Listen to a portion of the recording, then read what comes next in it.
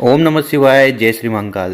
देखिए दोस्तों, हम सभी को पता है कि अभी सावन का पवित्र महीना चल रहा है और आपके जीवन में दुर्भाग्य चल रहा है और किस्मत बहुत ज़्यादा ही खराब है। आप जो भी कार्य करने जाते हो उसमें कुछ ना कुछ समस्या, कुछ ना कुछ अड़चन आ ही जाती है। तो ऐसे में आपको ये 5 हरे मूंग और जो कनेर का फूल है उससे उपाय कर लेना है। इसके बाद आपकी जैसे भी कामना हो, वो चाहे धन प्राप्ति के लिए हो, नौकरी में वृद्धि के लिए हो या सुख समृद्धि के लिए हो, ये सारी कामना आपकी पूर्ण होगी। तो पूज्य गुरु जी की कथा को सुनकर ही ये उपाय बहुत अच्छे से समझाएंगे। उसके पहले इस वीडियो को लाइक कर दें और चैनल को अभी तक सब्सक्राइब नहीं किया है तो सब्सक्राइब ज़रूर करें। तो इस उपाय में जो सबसे पहले सामग्री चाहिए वो है मूंग।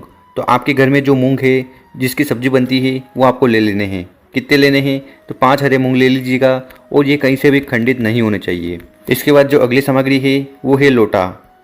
और लोटा आपको लेना है तांबे का। ठीक है, तांबे का लोटा ले लीजिएगा और इसमें आपको अपने घर से जल भर लेना है। गुरुजी कहते हैं जल आपको अपने मटके से भरना है। ठीक है, और मटके से भरा हुआ जल अगर आप शिवलिंग पर जाकर समर्पित करते हैं तो इससे आपके घर के जो दोष है, जो समस्या है, वो खत्म होती है। और इन सामग्री को लेकर आपको पहुंच जाना है शिव मंदिर। ये उपाय सुबह भी कर सकते हो और समय मिले तो शाम को भी कर सकते हो। तो समय की कोई भी पाबंदी नहीं है। मंदिर में पहुंचने के बाद सबसे पहले उत्तर दिशा की तरफ मुँह कर खड़े हो जाना है। और इसके बाद क्या करिएगा कि जो जल का लोटा है ना, उसमें से थोड़ा जल लेकर वो जो मूंग के दाने हैं उनके ऊपर छिड़क देना। मतलब कि उनको थोड़ा सा आपको गीला कर लेना है। अब यहाँ पर हमारे पास है गीले हरे मूंग। तो क्या करिएगा, तो इन 5 में से एक हरा मूंग आप उठाइएगा और एक मूंग को उठाकर आपको नंदी महाराज का जो उठा हुआ पाँव होता है वहाँ पर समर्पित कर देना है, श्री शिवाय नमस्तुभ्यम का स्मरण करते हुए। और मूंग का दाना समर्पित करने के बाद थोड़ा जल आपको उसी पाँव पर समर्पित करना है जहाँ पर आपने मूंग चढ़ाया है। इसके बाद जो दूसरा मूंग है उसको आपको उठाना है और उसको आपको समर्पित करना है गणेश जी के स्थान पर। तो ये गणेश जी का स्थान है, यहाँ पर आपको दूसरा हरा मूंग समर्पित कर देना है। और इसके बाद थोड़ा सा जल आपको उस हरे मूंग पर समर्पित करना है, श्री शिवाय नमस्तुभ्यम का स्मरण करते हुए। इसी क्रम में जो तीसरा हरा मूंग है वो आपको माता अशोक सुंदरी वाली जगह पर चढ़ाना है। और उसके बाद उस लोटे से थोड़ा जल उस हरे मूंग पर समर्पित कर देना है, श्री शिवाय नमस्तुभ्यम का स्मरण करते हुए। और इसके बाद जो चौथा हरा मूंग है उसको आपको उठाना है और उसको समर्पित करना है पार्वती जी माता का जो हस्तकमल होता है, जो कटी भाग होता है, जहाँ पर शिवलिंग विराजमान होता है। तो यहाँ पर आपको चौथा हरा मूंग समर्पित कर देना है। और आपके पास जो 5वां हरा मूंग बचा है उसको आपको उठाना है और उसको समर्पित कर देना है उस जल के पात्र में। ठीक है, अब इसके बाद क्या करिएगा, आप जो जल का लोटा लाए हो उसको आपको उठाना है और उसको आपको समर्पित करना है शिवलिंग के ऊपर। तो यहाँ पर जल को समर्पित कर दीजिएगा और इसके अंदर आपने एक हरा मूंग डाला है तो हरा मूंग सहित आपको वो जल को समर्पित कर देना है। और समर्पित करते समय आपको श्री शिवाय नमस्तुभ्यम का स्मरण कर लेना है।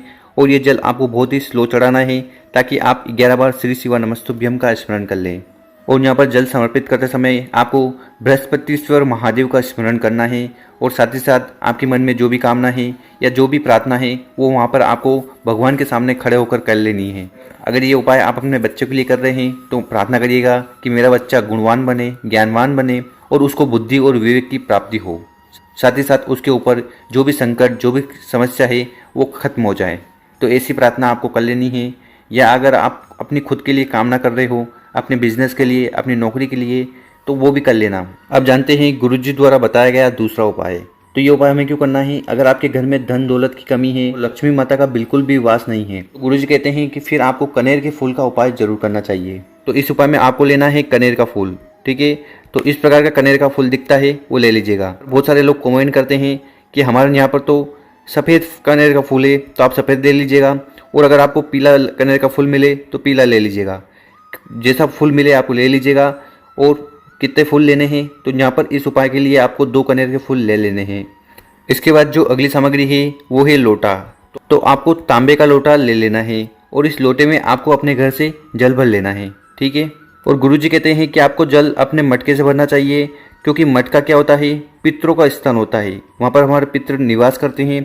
तो वहाँ से जल अगर हम भरकर शिवलिंग पर समर्पित करते हैं तो इससे हमारे घर के जो दोष हैं वो समाप्त होते हैं।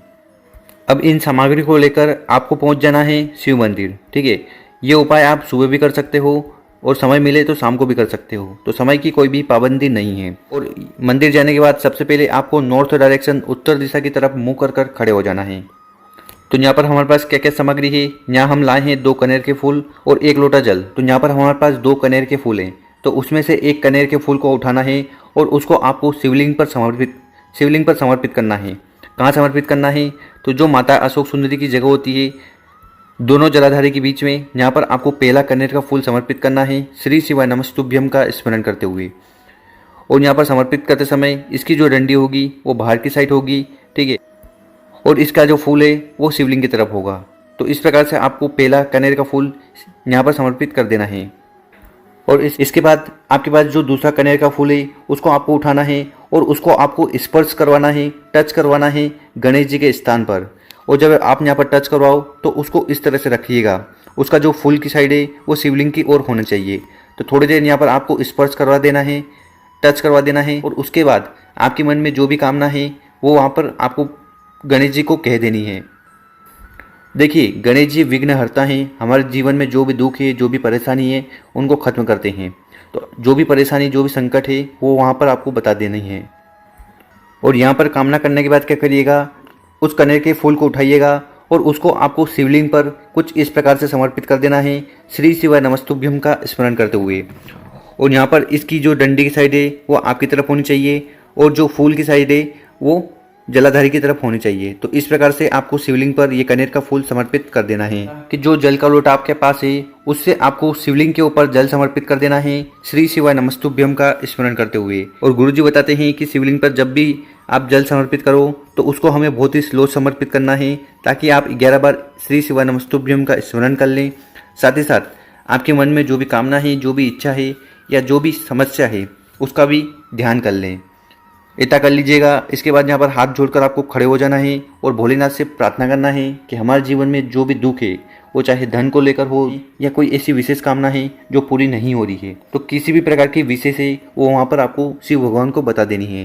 तो अगर आप ये कनेर का फूल का उपाय करते हैं तो इससे आपकी कामना बहुत जल्द पूर्ण होती है, क्योंकि भगवान शंकर को कनेर का फूल बहुत ज़्यादा प्रिय है। अब जान लेते हैं गुरु जी द्वारा बताया गया तीसरा उपाय। अब ये उपाय क्यों करना है? तो अगर आपका कोई बिजनेस है, कोई धंधा है और उस काम में आपको बिल्कुल भी तरक्की नहीं मिल रही है, मतलब कि आपका जो बिजनेस है वो आप करते रहे हो पर उसमें आपको प्रॉफिट नहीं मिल रहा है, तो कहने का मतलब है कि जीवन में तरक्की के लिए या आर्थिक समस्या से छुटकारा पाने के लिए आपको ये उपाय कर लेना है। तो इस उपाय में जो सबसे पहले सामग्री चाहिए वो है इलायची। ठीक है, इलायची कौन सी इलायची? जो हरी इलायची आती है ना, जिसको हम चाय वगैरह में डालते हैं स्वाद के लिए, वो हरी इलायची आपको लेनी है। मात्र 2 हरी इलायची आपको ले लेनी है और ये खंडित नहीं होनी चाहिए, इस प्रकार की इलायची ले लीजिएगा। इसके साथ जो अगली सामग्री है वो है शहद। तो आपको शहद ले लेना है, तो 1-2 चम्मच शहद ले लीजिएगा। इसके बाद आपको लेना है एक लोटा। तो ये लोटा आपको तांबे का लेना है और इसमें आपको अपने घर से जल भर लेना है। फिर इन सामग्री को लेकर आपको पहुँच जाना है शिव मंदिर। शिव मंदिर पहुँच जाइएगा। इस उपाय को आप सुबह भी कर सकते हो और शाम को भी कर सकते हो। तो शिव मंदिर में पहुंचने के बाद सबसे पहले आपको नॉर्थ डायरेक्शन, उत्तर दिशा की तरफ मुंह कर खड़े हो जाना है। तो यहाँ पर हमारे पास क्या क्या सामग्री है? हमारे पास है 2 हरी इलायची, शहद और एक पानी का लोटा।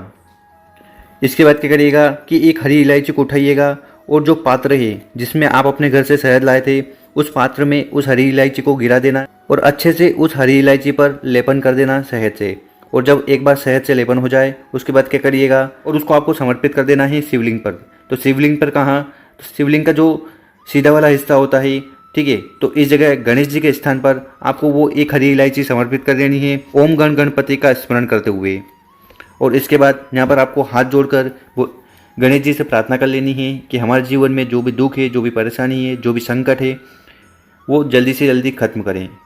इसके बाद क्या करना है कि आपके हाथ में जो अनामिका उंगली है, ठीक है, इसमें आपको थोड़ा शहद लेना है।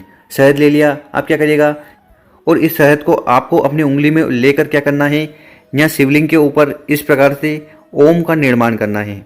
क्या करना है? शहद को आपको अपनी अनामिका उंगली से उठाना है और उठाने के बाद आपको इस प्रकार से शिवलिंग के ऊपर ओम का निर्माण कर देना है। इसके बाद क्या करिएगा, तो यहाँ पर हमारे पास है एक जल का लोटा और एक हरी इलायची। तो इस हरी इलायची को आपको उठाना है और इस जल के पात्र में डाल देना है। और इसके बाद क्या करना है, शिवलिंग के ऊपर समर्पित कर देना है श्री शिवाय नमस्तुभ्यम का स्मरण करते हुए। और जल को आपको बहुत ही धीरे समर्पित करना है ताकि आप 11 बार श्री शिवाय नमस्तुभ्यम का स्मरण कर लें। और उसके बाद आपको आपके व्यापार का स्मरण कर लेना है, या जिस भी कार्य में आप अटक रहे हो, आपको सफलता नहीं मिल रही है, उसका स्मरण कर लेना है।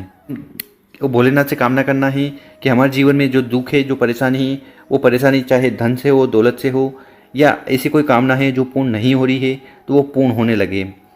तो ऐसी प्रार्थना आपको भोलेनाथ से कर लेनी है।